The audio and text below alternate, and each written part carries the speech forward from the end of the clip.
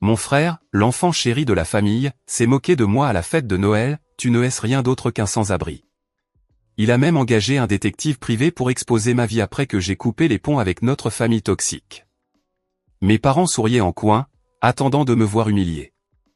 Mais exactement 30 minutes plus tard, le rapport du détective est arrivé. Et instantanément, toute la pièce est devenue silencieuse. La dernière fois que j'ai vu mon frère Connor, il affichait un sourire narquois de l'autre côté du country club qui sentait le pain, micro en main, prêt à m'humilier devant 40 membres de la famille. Regardez qui a finalement rampé jusqu'ici, annonça-t-il, la voix dégoulinante d'une fausse pitié. Ma grande sœur, l'échec sans abri, qui ment sur sa vie parfaite depuis des années. Des rires fusèrent. Les yeux de ma mère pétillaient de triomphe. Mon père hocha la tête, comme si tout était écrit. Je me tenais sur le seuil, mon tailleur si impeccable qu'il aurait pu couper du verre, et je n'ai rien dit. Connor avait engagé une agence de vérification d'antécédents pour prouver que j'étais fauché, désespéré, que je simulais tout. Il prévoyait de déposer le rapport juste après le toast. Mais 30 minutes plus tard, lorsque ce dossier a atterri sur la table, tous les visages ont blêmi. Si vous avez déjà été la risée de la famille, et que vous avez rêvé du retour parfait, alors cliquez sur ce bouton d'abonnement, car cette histoire est sur le point d'exploser. 6 ans de silence avaient commencé ce soir de réveillon de Noël, dans la salle à manger de notre maison d'Albany. Celle avec la table en chêne qui boitait toujours sur le pied gauche. Papa, Bruce Brox, venait de découper la dinde, la vapeur s'élevant comme un mauvais présage. Maman, Diane, passait la saucière, son sourire aussi crispé que son regard vers Connor, 23 ans, qui arborait déjà le sourire suffisant du favori de la famille. J'avais 27 ans, de retour d'une formation en codage sans avenir, espérant passer des fêtes tranquilles. Au lieu de cela, papa posa le couteau et me regarda droit dans les yeux. Valérie, Connor lance son fonds de capital risque le mois prochain. Tu commenceras comme son assistante de direction lundi. 9h à 17h, avantage complet. Je me figeai, la fourchette à mi-chemin de ma bouche. Papa, j'ai des entretiens prévus en ville. Des boîtes de tech. Des boîtes de tech, ricana Connor en se penchant en arrière sur sa chaise. Tu crois que ces startups veulent de quelqu'un qui a à peine fini un cursus universitaire de premier cycle? Rends-toi à l'évidence, Val. Tu n'es pas faite pour ce monde. Maman hocha la tête en sirotant son vin. Écoute ton frère. Sans la famille, tu finiras par dormir sous un pont. C'est ton filet de sécurité. Les mots me frappèrent plus durement que le froid extérieur. Un filet de sécurité. Plutôt une laisse. J'avais passé 2 ans à joindre les deux bouts avec des missions en freelance, apprenant Python par moi-même dans des cafés, pendant que Connor faisait la fête en école de commerce avec l'argent de papa. Maintenant, il voulait que j'aille lui chercher son café. Je repoussai mon assiette. Je ne suis pas votre plan de secours. Le visage de papa se durcit. Ingrate. Après tout ce que nous t'avons donné. Connor eut un sourire narquois. Ouais, Val. Cours après tes grands rêves. On verra combien de temps tu tiens sans nous. Quelque chose a cédé en moi. J'ai attrapé la serviette en lin, les froissé, et les jeté sur la table. La saucière bascula, la sauce rouge se répandant comme du sang sur la nappe blanche. Maman poussa un cri. Papa se leva, sa chaise raclant le sol. Ça suffit, dis-je, la voix stable pour la première fois. J'en ai fini. Je suis sorti sans mon manteau, le vent de décembre me giflant le visage, alors que je traversais la pelouse saupoudrée de neige. Derrière moi, Connor hurla quelque chose, disant que je le regretterais. Je n'ai pas regardé en arrière. Le trajet jusqu'à Albany prit 40 minutes, assez longtemps pour rejouer chaque affront. Le temps que je me gare devant un espace de coworking délabré sur State Street, mes mains tremblaient de rage et de détermination. J'avais $300 sur mon compte courant, un ordinateur portable à l'écran fissuré, et absolument aucun plan. C'était suffisant. Cette première nuit, j'ai dormi sur le canapé du bureau, avec une couverture rêche trouvée aux objets trouvés. Le gérant de l'immeuble m'a laissé rester, à condition que je répare leur système de réservation défaillant. Je l'ai fait avant 3h du matin, en utilisant du code que j'avais glané sur des forums en ligne. Le mot s'est répandu. Une organisation à but non lucratif locale avait besoin d'aide pour automatiser le suivi de ses donateurs. J'ai proposé un prix bas, j'ai livré rapidement. Ils m'ont payé en espèces et m'ont recommandé au département de l'éducation de l'État. 6 mois plus tard, je louais un minuscule studio au-dessus d'une boutique de Bagel. L'odeur d'oignon me réveillait à chaque aube, mais le loyer était bon marché. J'ai engagé Gareth Lee, un ancien camarade de classe qui avait été licencié d'un sous-traitant de la Défense. Nous avons partagé les parts à 50-50e, sans salaire. Notre argumentaire, un logiciel qui rationalise les marchés publics, sécurisé, évolutif, conforme. L'État a mordu le premier, un contrat de 250 000 $ pour numériser les appels d'offres pour les fournitures scolaires. Nous avons célébré avec des pizzas à emporter, assis par terre. Gareth a levé sa part de pizza, à ne pas dormir sous les ponts. J'ai ri, mais les souvenirs piquaient encore. Les mots de maman résonnaient. J'ai travaillé encore plus dur. La deuxième année, nous avons déménagé dans un vrai bureau près du Capitole. Jenna Kim nous a rejoint comme première assistante à temps plein, transformant le chaos en feuille de calcul. Les contrats se sont multipliés, autoroutes, services de santé, interventions d'urgence. J'ai appris à naviguer dans la bureaucratie d'Albany. Poignée de main lors de collecte de fonds, email tard le soir aux assistants. Les concurrents murmuraient que j'étais trop jeune, trop femme. Je les ai quand même surclassés dans les appels d'offres. À la 4e année, GovTech employait 30 personnes. Nous avons décroché un contrat à 7 chiffres avec l'autorité des transports, pour intégrer des données en temps réel pour le routage des chasse-neige. Les investisseurs tournaient autour, mais j'ai gardé le contrôle. Fini les aides familiales. Le fonds de Connor a été lancé en grande pompe. Les anciens contacts de l'usine de papa, l'argent du club de bridge de maman. J'ai vu le communiqué de presse en ligne, je l'ai ignoré. Je suis resté concentré sur les révisions de code et les démonstrations aux clients. L'année dernière, nous nous sommes étendus aux audits de cybersécurité pour les réseaux municipaux. Jenna a signalé une vulnérabilité dans notre propre système lors d'un contrôle de routine. Je l'ai corrigé moi-même, les doigts volants sur le clavier jusqu'à l'aube. Cette correction a sauvé un comté d'une potentielle faille de sécurité. Ils ont envoyé une plaque de remerciement. Je l'ai accrochée au-dessus de mon bureau, un rappel que c'est la compétence, et non le sang, qui a bâti tout cela. Maintenant, l'entreprise occupait 2 étages dans un entrepôt rénové. J'avais un bureau d'angle avec vue sur l'Hudson, même si je restais rarement assise assez longtemps pour le remarquer. Gareth s'occupait de la technologie. Jenna dirigeait les opérations. Je courais après le prochain contrat, le plus grand impact. Ce réveillon de Noël, il y a 6 ans, semblait appartenir à une autre vie. La fille qui était partie en claquant la porte n'avait aucune idée qu'elle construirait quelque chose d'incassable. Mais le silence a une façon de résonner, et certaines invitations vous rappellent à l'ordre, que vous le vouliez ou non.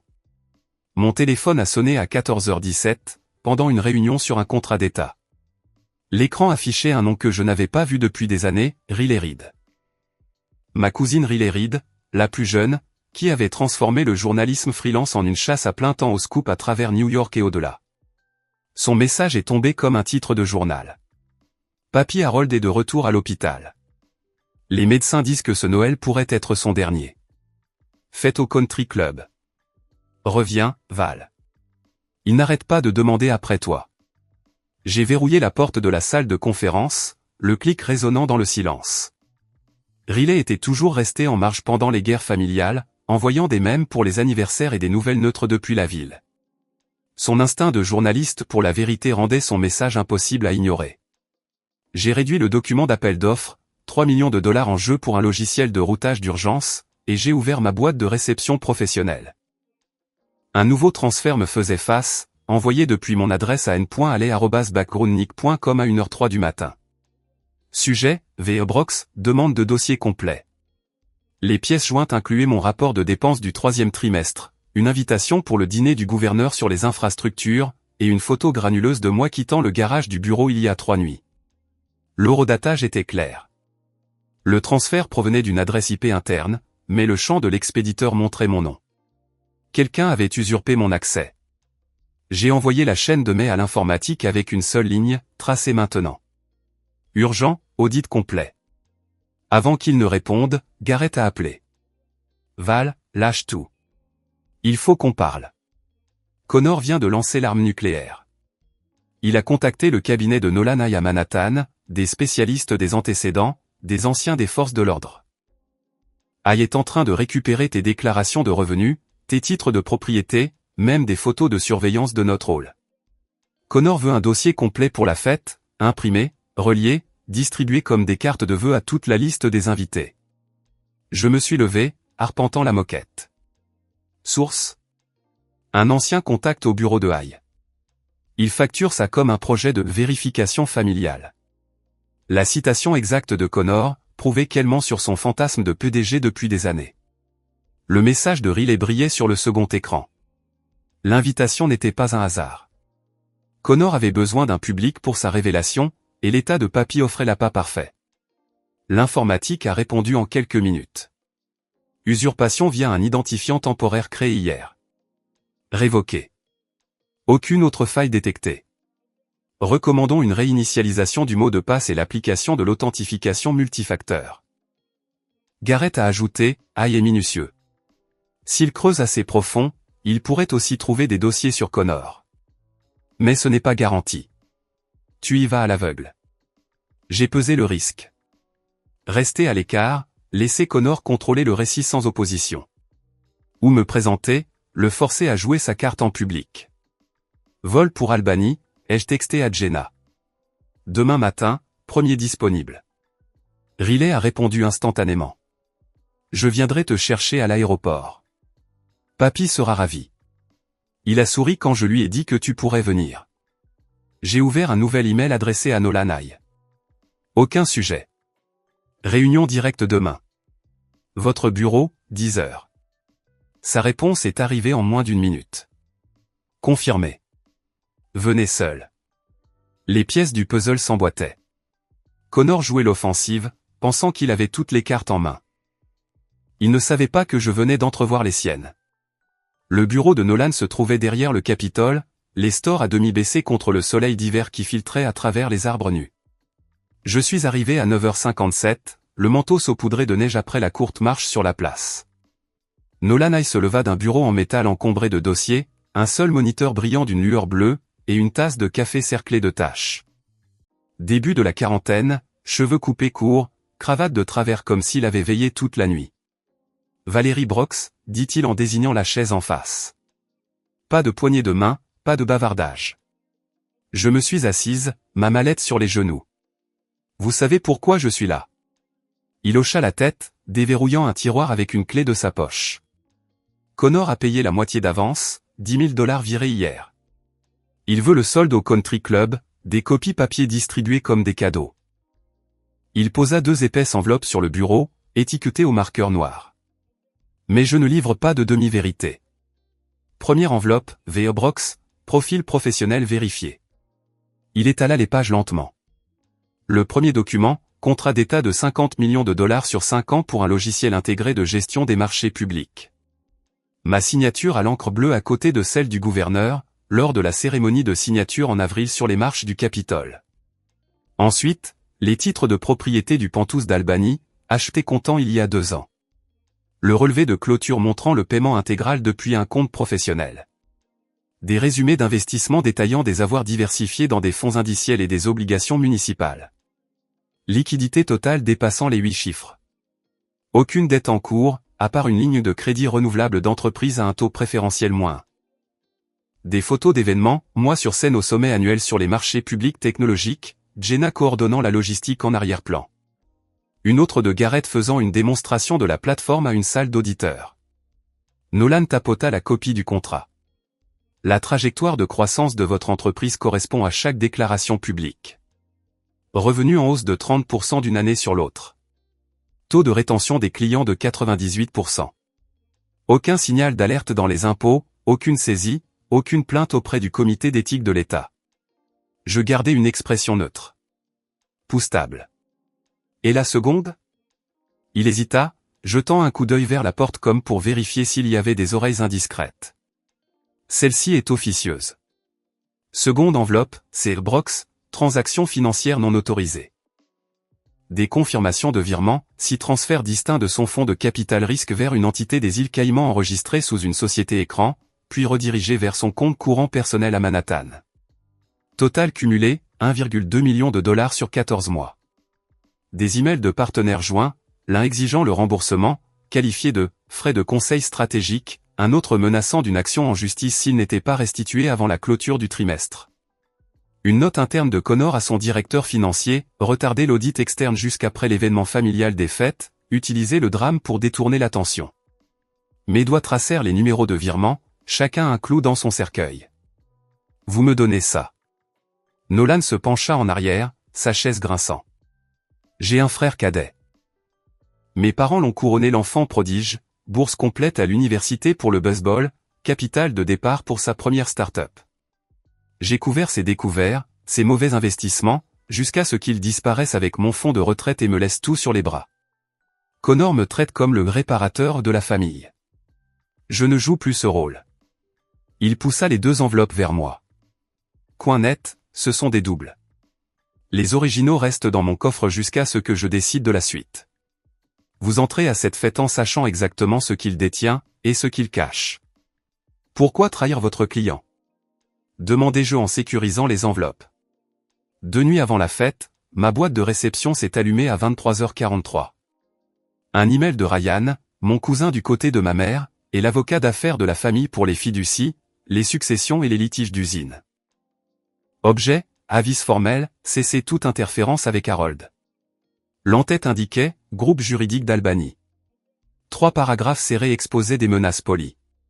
Toute tentative de perturber l'événement des fêtes ou de calomnier Connor déclencherait une injonction immédiate, une ordonnance restrictive, et une demande de dommages et intérêts civils. Ryan signait, protéger l'héritage familial. Rester à l'écart. Je fermai le couvercle de l'ordinateur portable, la chambre d'hôtel plongeant dans l'obscurité, à l'exception de la faible lueur de la ville à travers les rideaux à demi tirés. Ryan avait rédigé les mises à jour du testament de papa, les accords de partenariat du fonds de Connor, et chaque litige de travail de l'usine au cours de la dernière décennie, gonflant toujours les heures facturables et les provisions. Maintenant, il dirigeait tout le poids du cabinet directement sur moi. Mon téléphone sonna. Papa. Je le laissai vibrer 3 fois avant de répondre. Valérie, gronda Théil, le râle familier du cigare épaississant sa gorge. La lettre de Ryan est on ne peut plus claire.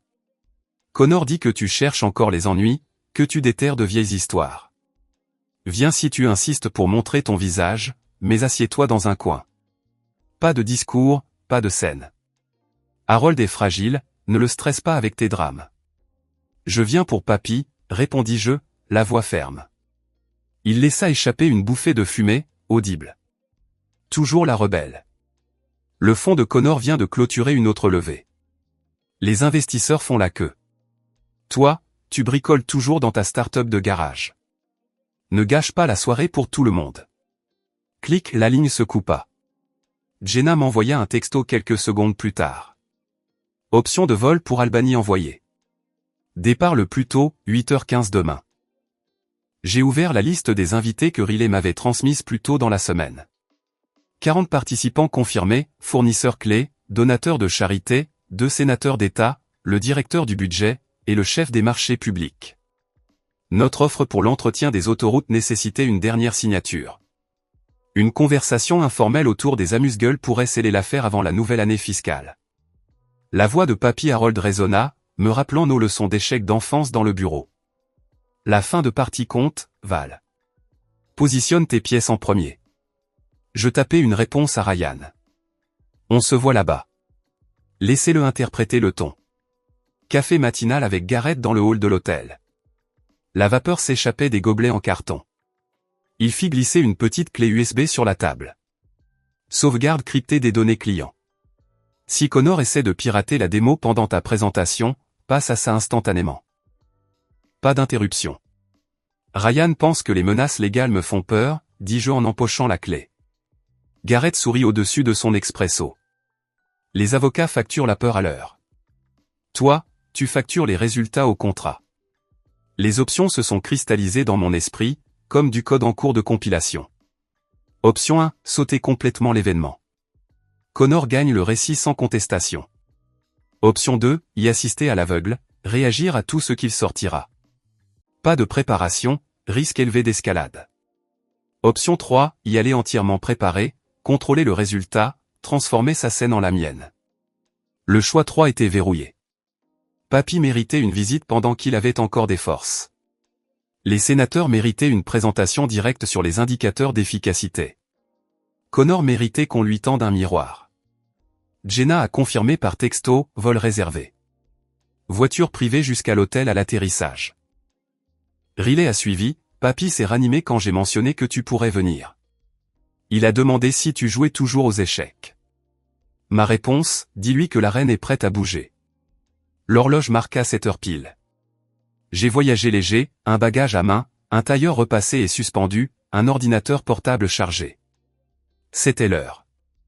Le country club sentait le pain et les marrons grillés quand je suis entré à 19h32.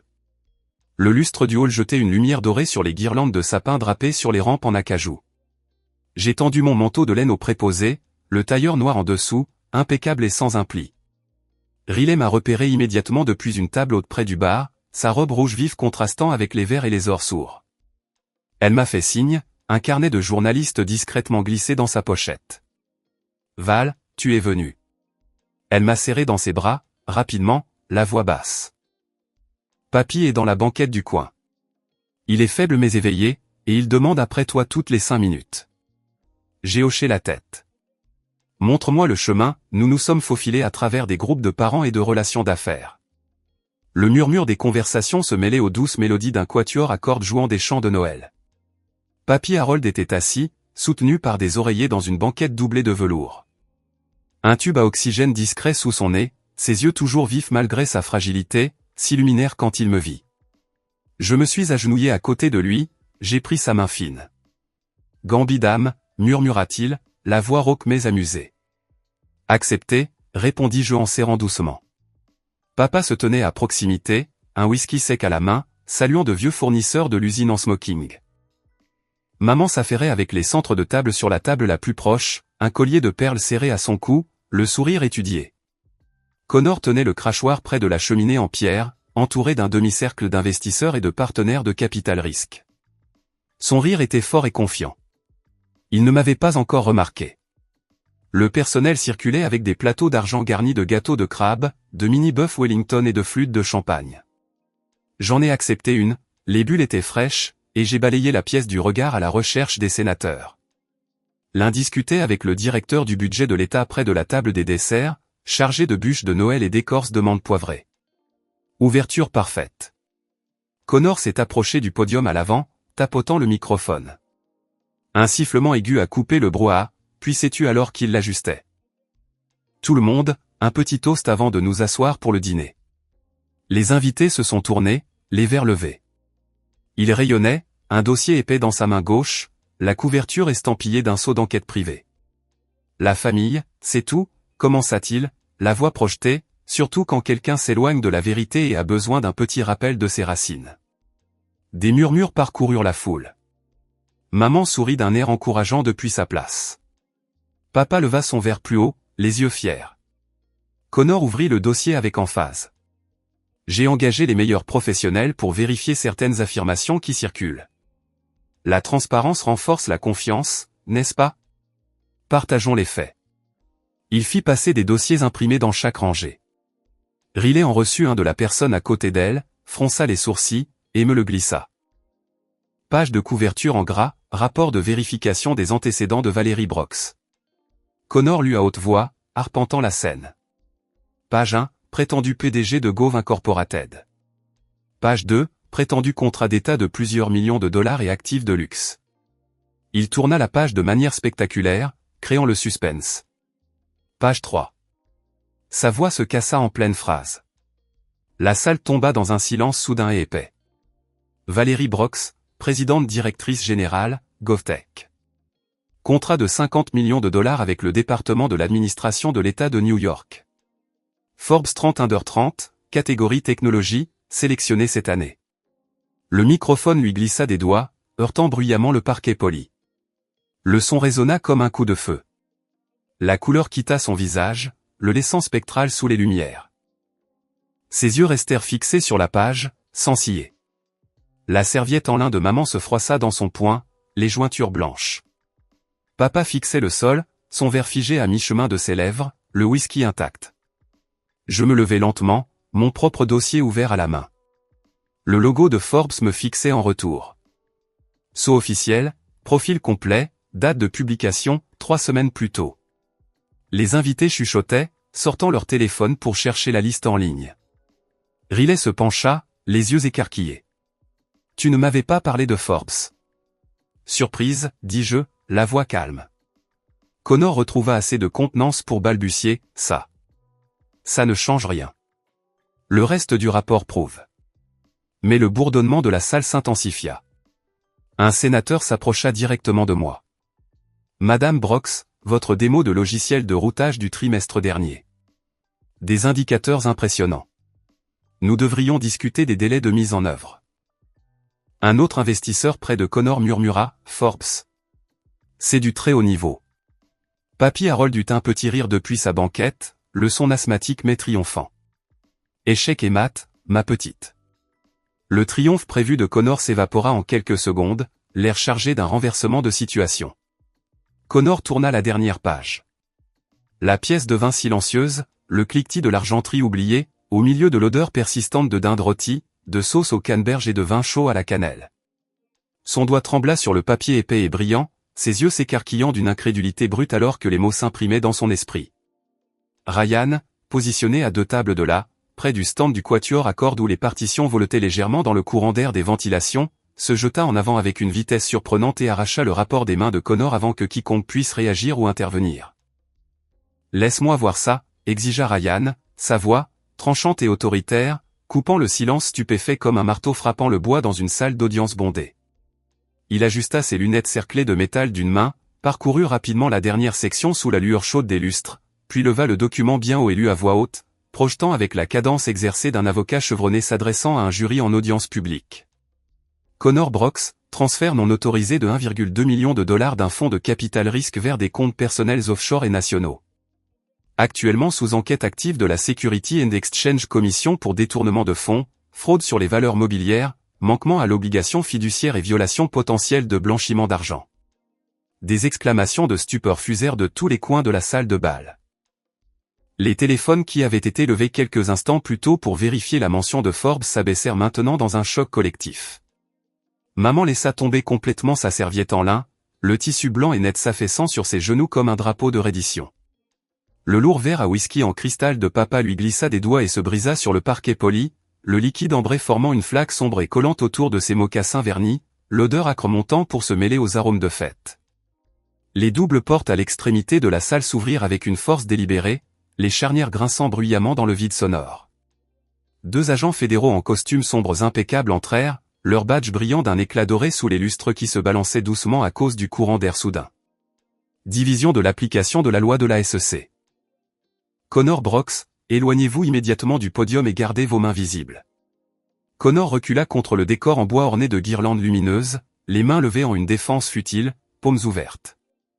C'est une erreur, une fabrication complète. Ryan, dis-leur. Ryan plia le rapport soigneusement le long de son pli d'origine, son visage durci en une expression de pierre froide. Je ne défends pas les escrocs. Il lui tourna le dos délibérément, marchant d'un pas mesuré et sans hâte vers la banquette de Papy Harold, à l'arrière, près du panneau de sortie de secours. Harold secoua la tête lentement, le fin tube à oxygène en plastique se déplaçant légèrement avec le mouvement, ses doigts fragiles se resserrant sur la coudoir. Je te l'avais bien dit. L'agent principal, une grande femme avec un chignon serré, s'approcha directement de Connor, sortant des menottes en acier inoxydable qui luisaient froidement sous l'éclairage festif. Vous avez le droit de garder le silence. Tout ce que vous direz pourra et sera utilisé contre vous devant un tribunal. Vous avez le droit à un avocat. Le quatuor à cordes, figé au milieu d'une phrase de Douce Nuit, laissa ses archers planer immobiles sur les cordes, la note inachevée suspendue dans l'air. Le personnel de service se figea avec des plateaux d'argent de tranches de bûches de Noël et d'écorces de menthe poivrée intactes, en équilibre précaire. Les invités s'écartèrent instinctivement comme une mer, créant un chemin clair. Alors que le second agent, un homme aux épaules larges avec une coupe en brosse, guidait Connor vers l'avant, sa veste de smoking maintenant froissée aux épaules, le visage cendré et luisant d'une sueur soudaine sous les lumières chaudes. Je restai immobile près de l'allée centrale, les bras détendus le long du corps, le renversement complet et irréversible, en l'espace d'une seule page tournée. 3 mois plus tard, mon téléphone vibra à 1h12 du matin. Numéro masqué. Le Penthouse était sombre, à l'exception de la lueur de la ville filtrant à travers les stores à demi fermés. Je le laissai sonner 4 fois, le pouce hésitant avant de répondre. Val, râla Connor, la voix fine, craquelée comme la glace bon marché d'un motel. C'est moi. Je m'assis dans le lit, les draps frais contre ma peau. D'où est-ce que tu appelles? Un motel près de la route 9, celui avec le panneau néon vacancile qui clignote. Ils ont saisi la maison la semaine dernière. La banque a tout pris. Les investisseurs ont intenté un recours collectif hier. Fonds liquidés, partenaires dispersés. Il ne me reste rien. Le silence s'étira entre nous.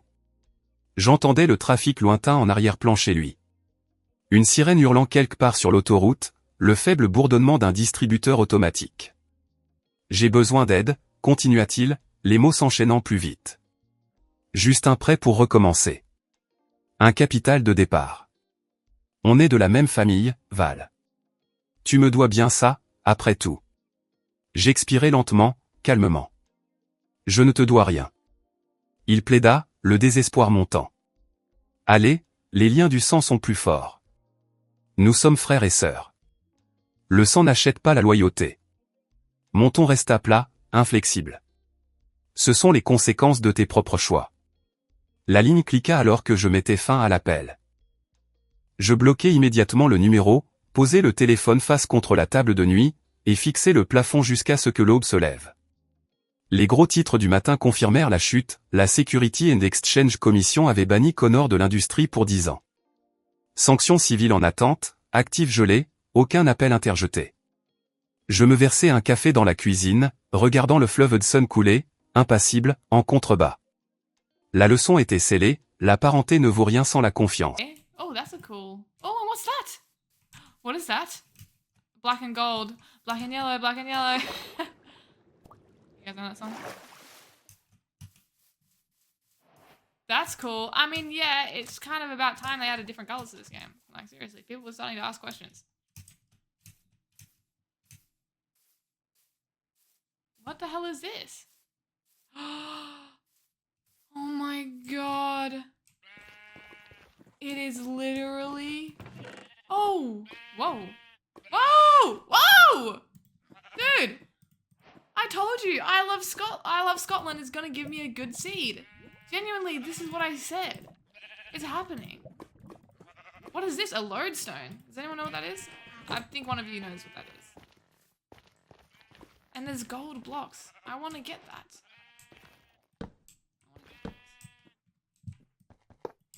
Oh!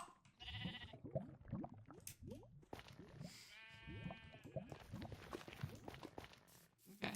Everyone just forget what that happened. Everyone just forget what that happened. That didn't happen. I wouldn't mind the gold because I know that you need an iron pickaxe to get that, just by the way, guys. So just FYI, don't mind that with the gold pickaxe. You actually do need an iron pickaxe. I would never mind a gold block with the gold pickaxe. I know that. I know that. Damn it. Whoa! Now this guy's got waves. This guy went to the cool barber and he got waves, bro. Hell yeah, brother. Now that is awesome. Dude. Oh my god. Coolest chicken ever. Oh, regular pig. Oh, this is the fastest pickaxe ever. Oh my god. Oh my god. Woo! Woohoo! This is awesome. Oh! What the heck? There's pickaxe of 2 times speed. Okay, well, let me put this on. Okay. Fire charge, what does that do? Gold picks don't last long? Okay, good to know. What does this do? Oh! Okay. I have the power of fire in my hands. Who's the god of fire? I'm Hades. Zeus, you don't like me. If you unfollow right now, I would understand. I'm literally Hades. Woohoo! Forest fire, let's start it. Okay. Horses. An arsonist in the making. Yes, bro. You got me. Don't tell anyone that, though. Jungle. Okay, okay, okay. This is a good start. What? I can't put it on fire? Hey, come back here. I can't put them on fire?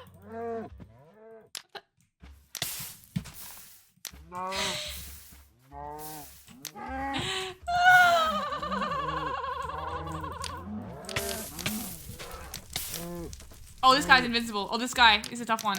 Gotcha. Oh, it feels good. Oh, it feels good. Oh, crap. This guy is also invincible.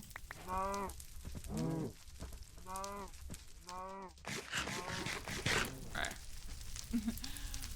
How now, brown cow? Get in my mouth right now. Where the hell's my goddamn server? Oh, there you are. Give me a freaking cheeseburger. Give me a freaking cheeseburger, bro. Oh, he literally burnt all of his produce. I'm not burning anything. This wasn't me. I'm peaceful. This is a cozy stream. I would never do something like that. Who the hell started the fire?